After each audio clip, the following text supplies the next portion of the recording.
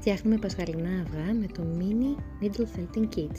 Μέσα στο kit θα βρεις βελόνα, ένα αυγό φελιζόλ και 4 αποχρώσεις μαλλιού.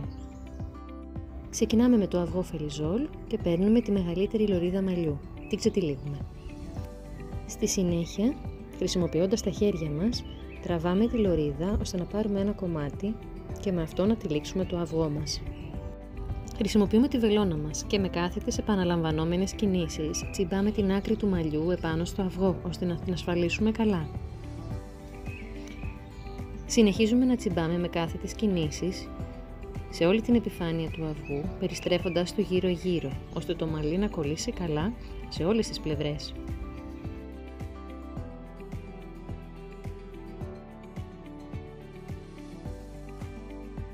Φτάνοντας στο τέλος, τραβάμε με το χέρι μας και κόβουμε το περισεβούμενο μαλλί. Στρώνουμε καλά το μαλλί με το χέρι μας πάνω στο αυγό και τσιμπάμε με τη βελόνα μας με κάθετες επαναλαμβανόμενες κινήσεις.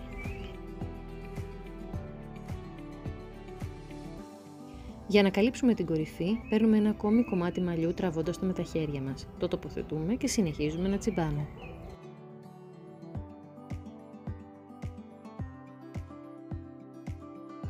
Το ίδιο κάνουμε και για το κάτω μέρος του αυγού. Παίρνουμε ένα κομμάτι μαλλί, το τοποθετούμε και τσιμπάμε με τη βελόνα μας με κάθετες επαναλαμβανόμενες κινήσεις.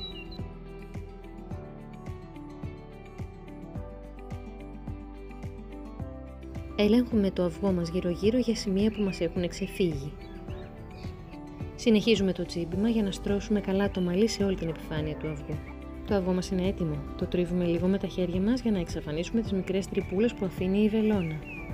Είμαστε τώρα έτοιμοι για να κάνουμε το σχέδιό μας. Θα διακοσμήσω αυτό το αυγό με ένα λουλουδάκι. Παίρνω ένα κομμάτι κίτρινο για να φτιάξω τη γύρι. Του δίνω ένα κυκλικό σχήμα με τη βοήθεια των δαχτύλων μου. Και το τοποθετώ επάνω στο αυγό. Χρησιμοποιώντας τη βελόνα μου, ασφαλίζω το κυκλάκι το κίτρινο στο κέντρο του αυγού, τσιμπώντας του.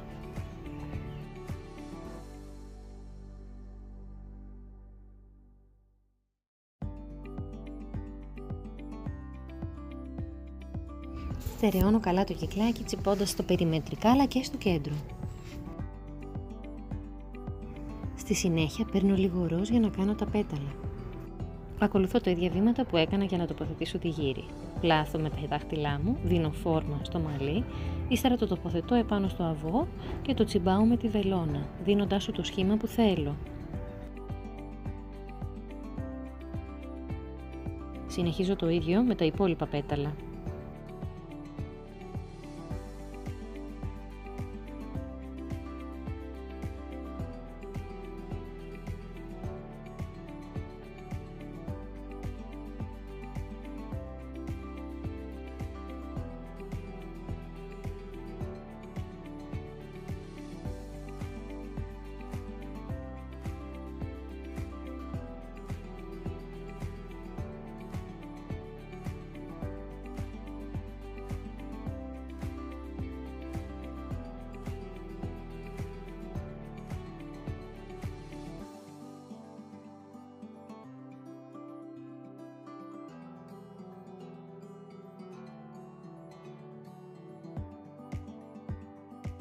Προσθέτω μερικές άσπρες βουλίτσες γύρω από το αυγό μου για να το κάνω πιο όμορφο.